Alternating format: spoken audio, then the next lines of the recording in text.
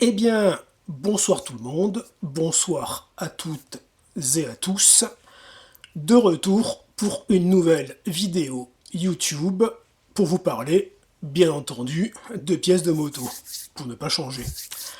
Alors, l'autre fois, je vous ai dit que des pièces d'origine Honda destinées à des scooters grandes roues de production thaïlandaise pouvaient se monter également sur des modèles japonais, majoritairement des 12 volts. Je pense entre autres au Monkey 12 volts, au Dax 12 volts, au ZB50, enfin les productions Honda 12 volts, y compris d'ailleurs le CRF 50F, puisque c'est à la base un moteur de 12 volts similaire à celui du Monkey ou du Dax.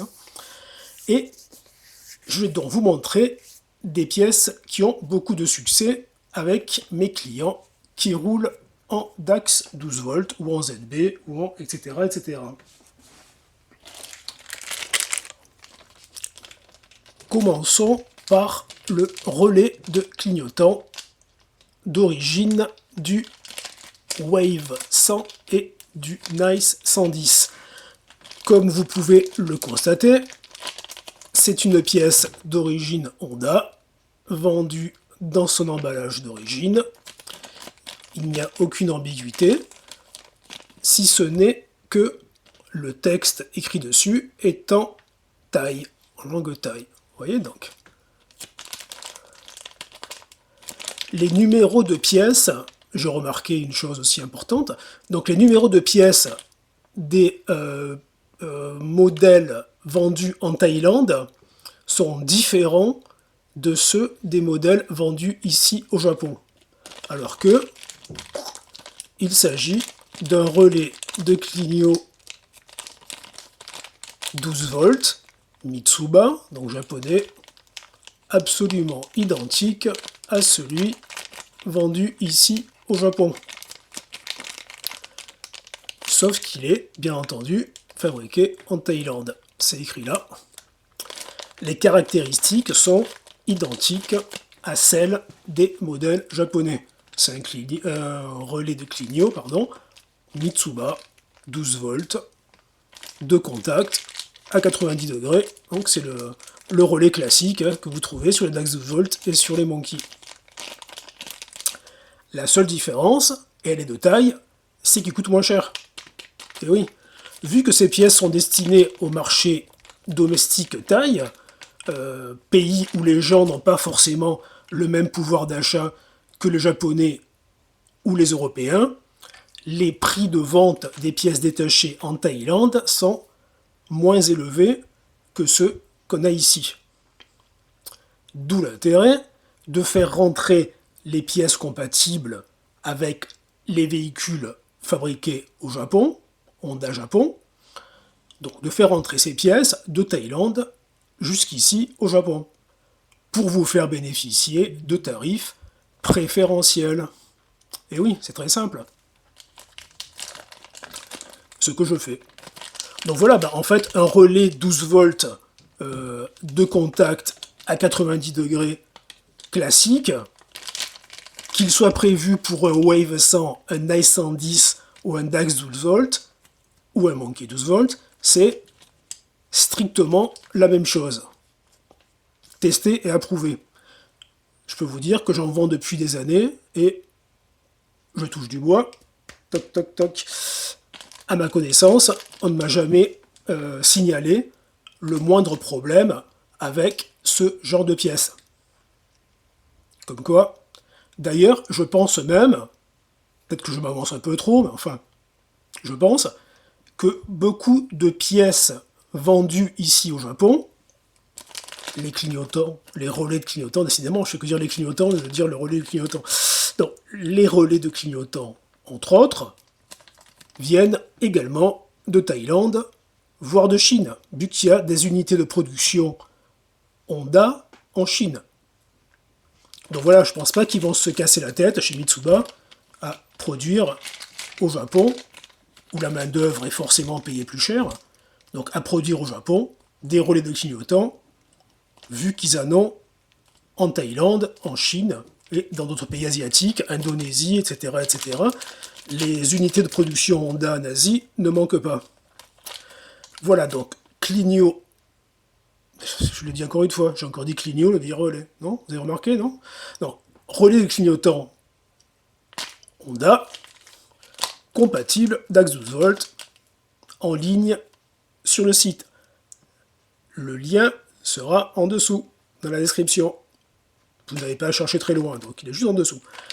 Voilà, donc, première pièce compatible, DAX 12 volts, enfin, véhicule 12 volts Honda, export, Europe, États-Unis, que sais-je, enfin, tout ce qui est basé sur ce moteur horizontal 50 et 70 Honda. Deuxième pièce,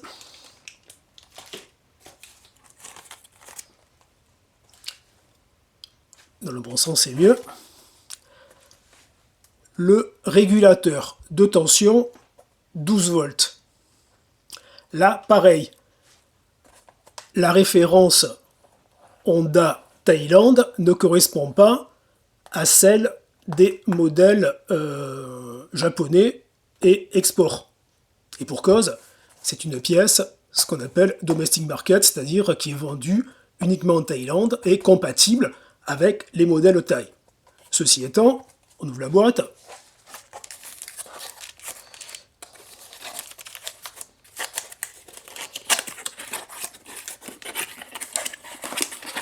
Suspense.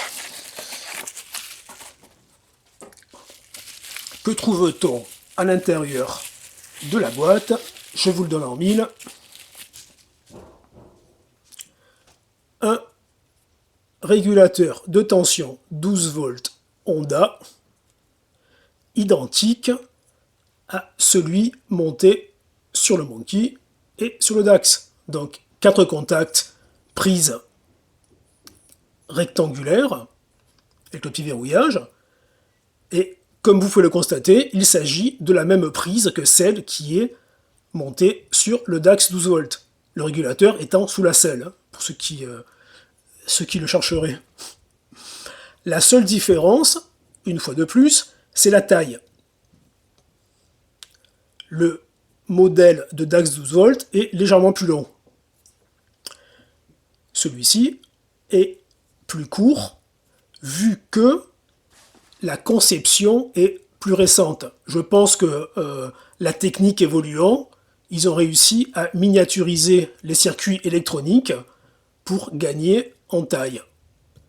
Au niveau des performances, c'est strictement la même chose. C'est un régulateur de 12 volts dont la mission première est de réguler le 12 volts qui sort de l'alternateur, et, ma foi, il fait très bien le job, puisque c'est un produit, donc une pièce, que j'ai vendue par les centaines, je l'ai vendu des centaines, si ce n'est des milliers, depuis le temps que je vends des pièces détachées Honda.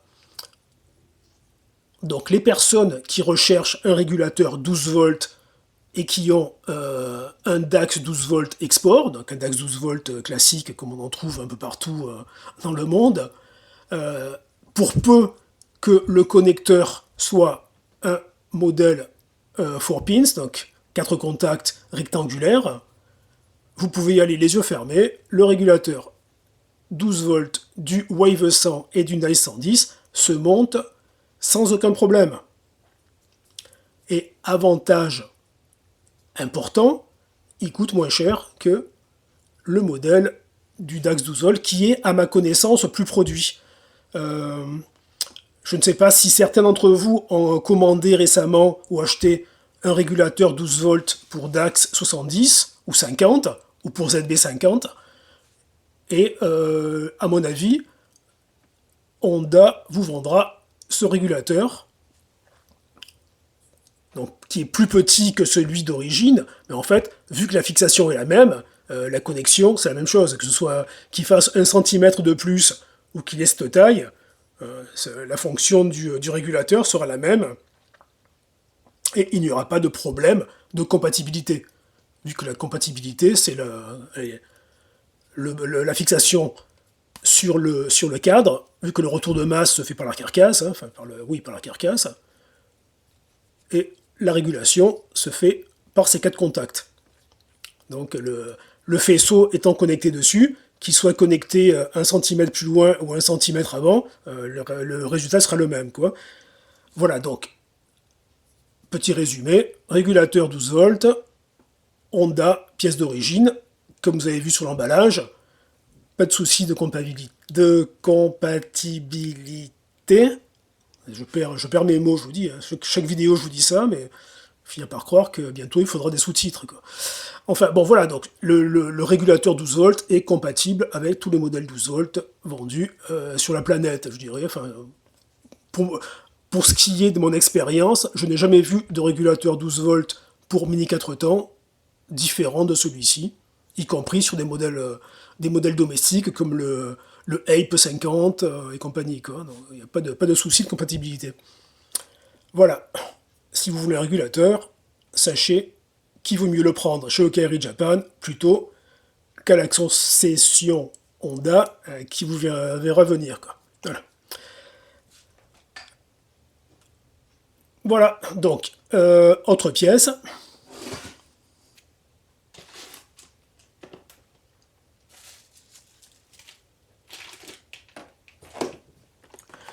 Cette fois-ci, on change, hein. On en revient au fonds de commerce de Kairi Japan, c'est-à-dire les pièces Kitako.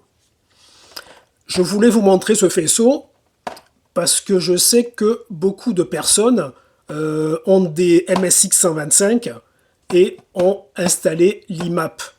Donc l'IMAP, pour ceux qui ne connaissent pas, enfin je pense que la majorité d'entre vous connaissent, enfin je vous rappelle ce que c'est.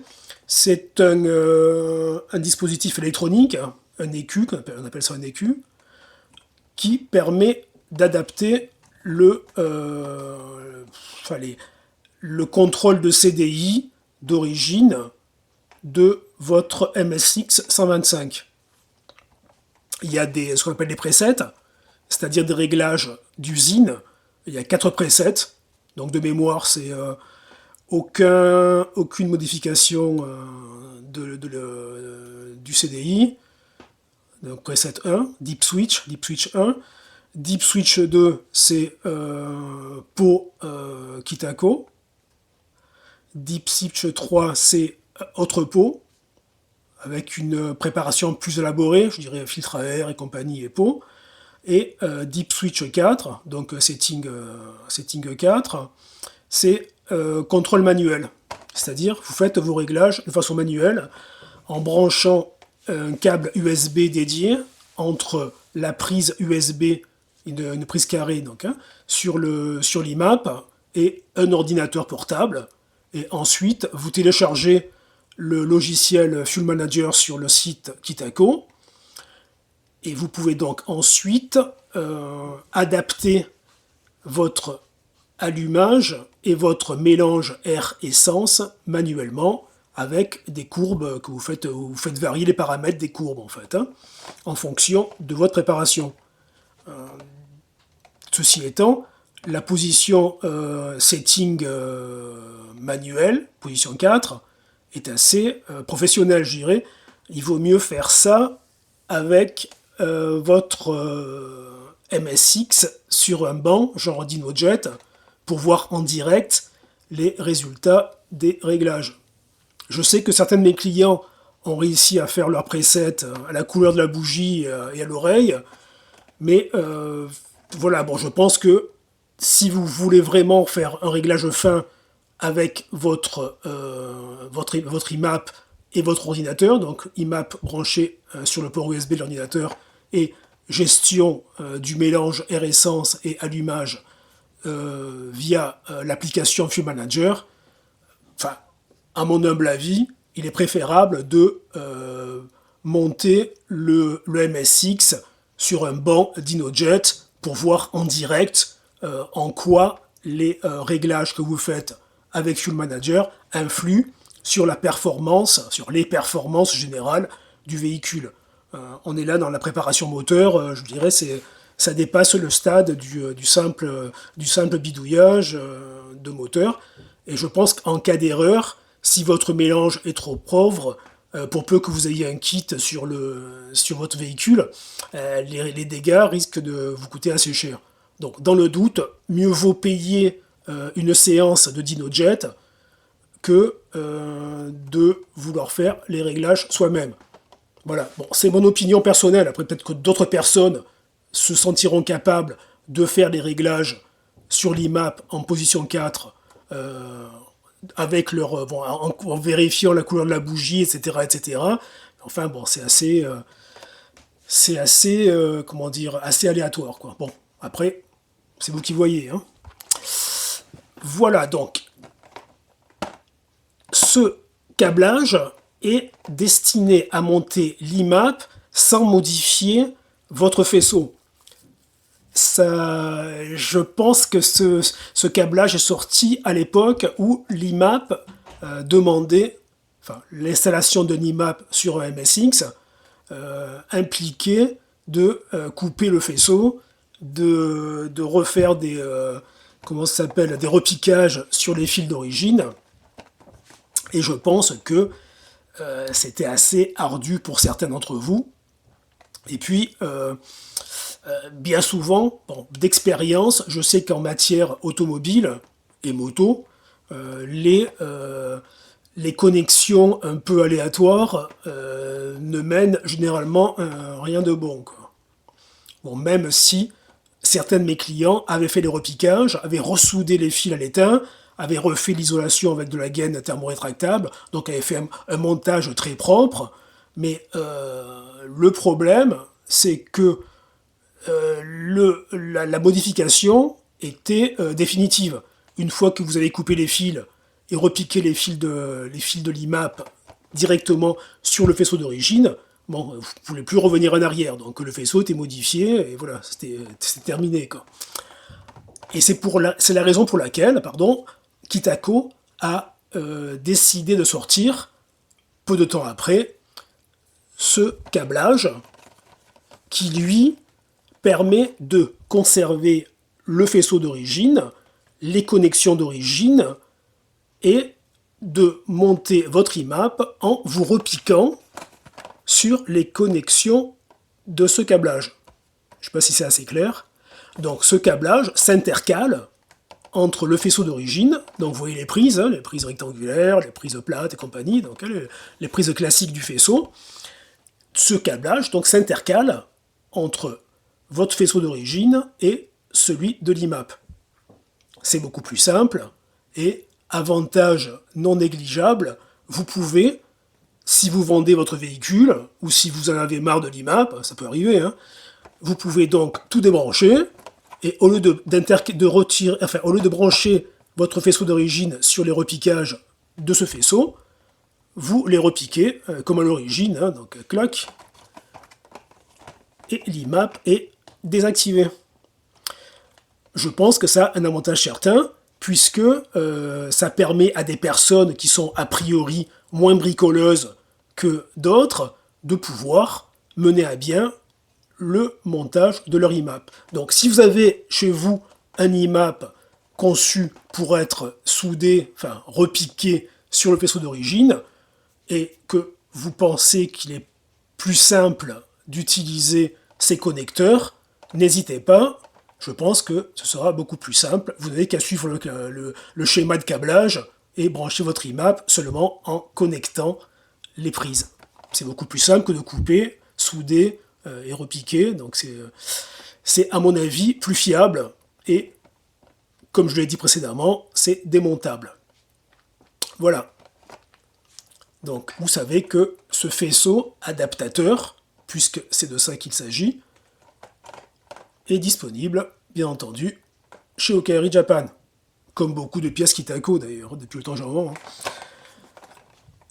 Après, petite surprise pour la fin, comme je vous le dis souvent, généralement en fin de vidéo, je vous remercie pour votre fidélité et je vous remercie pour votre soutien. Et ce ne sont pas des vains mots, je le prouve.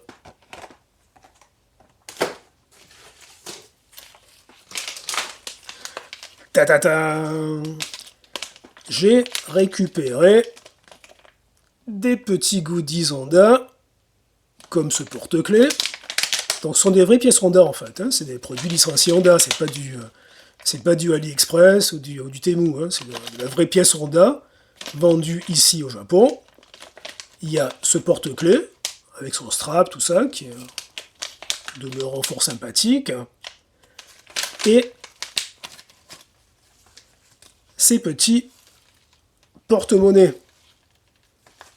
Pas beau tout ça? Regardez, on dirait du téléachat, on se croirait sur TF1, téléachat. Et la petite fermeture éclair, le petit logo Honda qui va bien, les logos de l'époque, H&M, Honda, et c'est brodé, hein, c'est pas du l'imprimé, hein, je sais pas si on le voit pas trop à la caméra, mais c'est brodé sur le porte-monnaie. Là pareil, brodé, là il n'y a rien écrit derrière. Et vous savez quoi? Ces petits goodies Honda, je vais les mettre dans vos colis. Et oui, on n'est pas ingrat chez Okari Japan. Dans des petits cadeaux, ça entretient l'amitié, ça entretient la fidélité. Et Dieu sait si j'ai des clients fidèles chez Okari Japan, puisque certains d'entre vous se servent chez moi depuis une vingtaine d'années. Donc, on n'est pas ingrat chez Okari Japan. Quand les gens sont fidèles et nous prennent des pièces de qualité, ils reçoivent ensuite des petits cadeaux. Eh oui, c'est sympathique tout ça. Voilà, donc surveillez vos colis, fouillez bien, il se peut qu'il y ait des petits goodies à l'intérieur. Bon, je cache les étiquettes quand même, hein.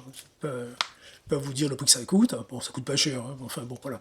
C'est quand même des produits Honda. Et je pense pas qu'on les trouve ailleurs qu'ici au Japon. Donc, hein, à ma connaissance, j'ai jamais vu chez Honda, aussi bien en France qu'à l'étranger, des goodies comme ça. Bon, à part peut-être dans les clubhouse ou en Thaïlande, vu qu'ils font beaucoup de goodies.